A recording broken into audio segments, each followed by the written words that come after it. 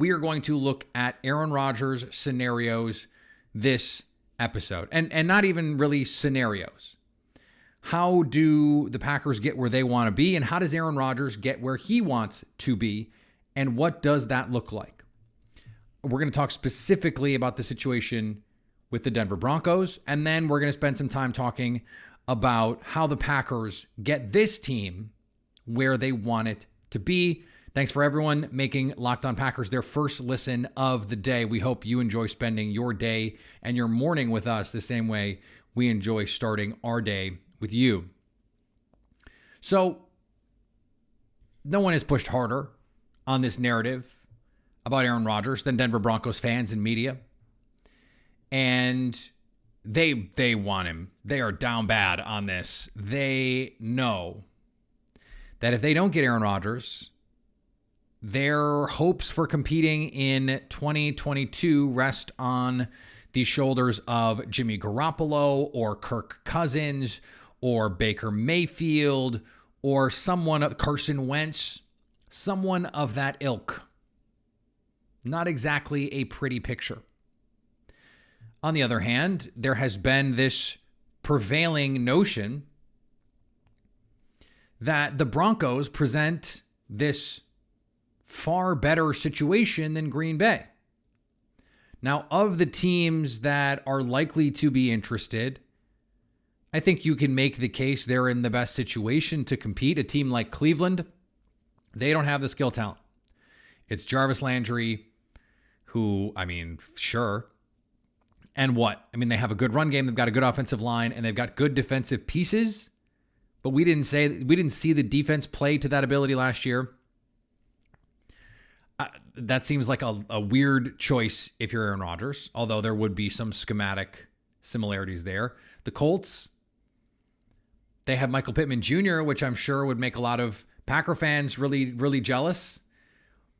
But they don't have anyone even close to as good as Devontae Adams. They have a pretty good offensive line. They, of course, have Jonathan Taylor, and they've got a solid defense, although their defensive coordinator is now the head coach in Chicago. How good is that team going to be moving forward?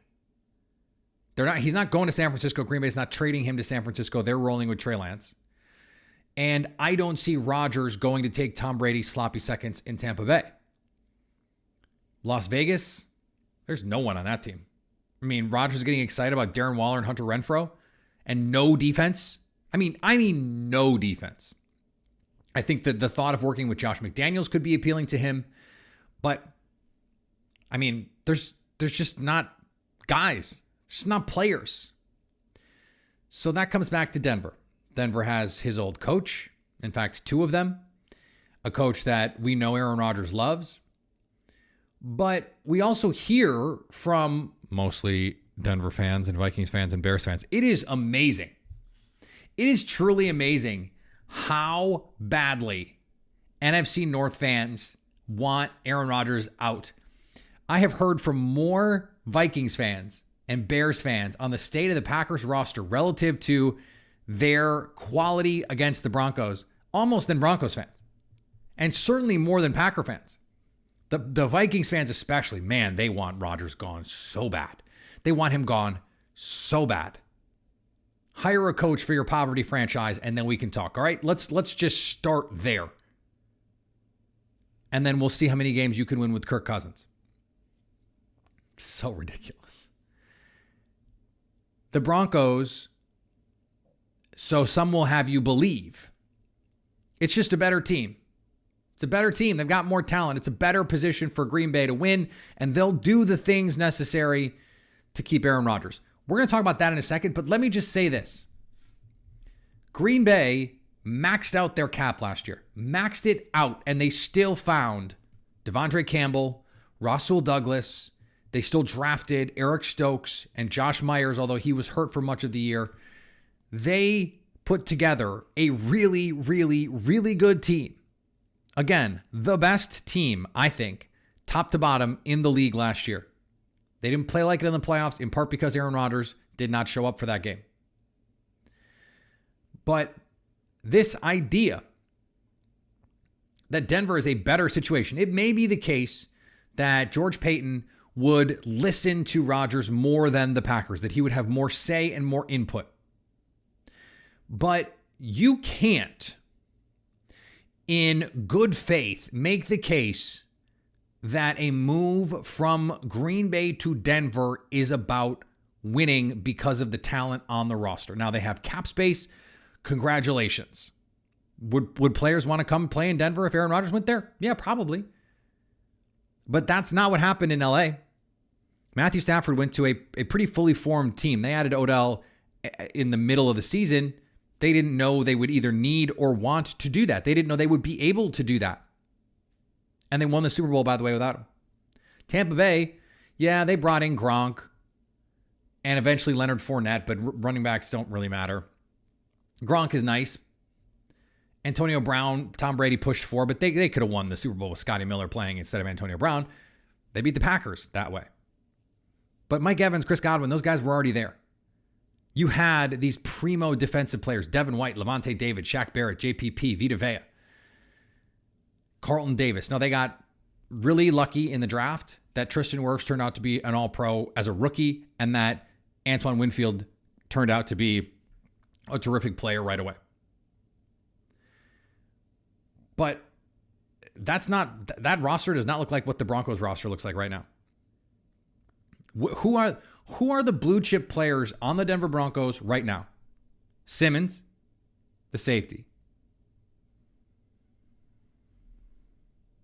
Crickets. Who are the other guys? And I thought, okay, maybe I'm being a homer about this. Maybe I said on Twitter yesterday, I went through a group of positions. I said, if you look at the best players between these two teams, the Packers have advantages at this position, A, B, C, D, E, F, G. And it's a long list, by the way. And I got a lot of pushback from Broncos fans and Vikings fans. I still don't understand that, but sure. About, oh, well, if you take the core, if you take the group of players that they have there, Denver's better at all those spots or most of those spots. And the answer, by the way, is no. And I went back and looked, again, to check my biases.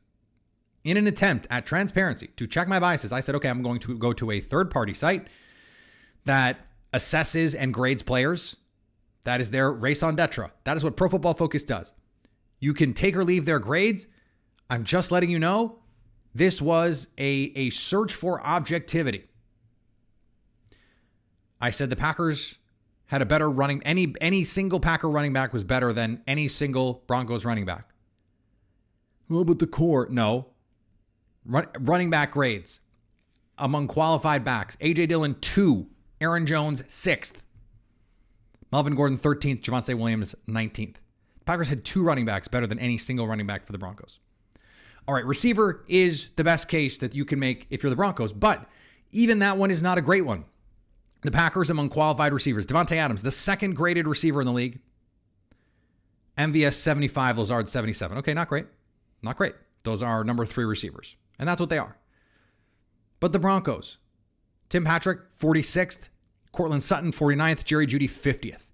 Those are number 2 receivers. And not even like elite number 2 receivers. Like solid number 2 receivers. And the gap, that means the gap between Adams and Patrick is like one of the best, if not the best, number 1 alpha dog receivers in the league. And like a fine number 2 receiver. That's a huge gap. If it were me, I'd much rather have the super elite guy and some complementary pieces, which is what Lazard and MVS are when healthy. We saw it the last 2 seasons. The Packers were number 1 in offensive EPA when Aaron Rodgers played last year, and they were number 1 when Aaron Rodgers played 2 years ago. This offense is really well schemed. It is a really good offense. And Aaron Rodgers seems to really like playing in it. Now, maybe you can run it with Nathaniel Hackett. Now, you add in the tight ends. I didn't put the tight ends on this list because A.O. and Noah Fant, better than what Green Bay has. Okay, but that's not that compelling to me. Some depth is nice if you're Denver. And you can look at the whole and go, okay, Jerry Jeudy, he could be a lot better, but we haven't seen it. He's not even a red chip player yet. Cortland Sutton coming off a serious injury and hasn't looked quite like he did pre-injury yet. We still don't know if he is a bona fide, no doubt alpha receiver. And, you know, Tim Patrick is a nice secondary piece. Cool.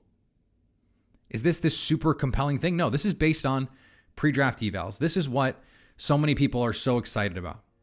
Pre-draft evaluations.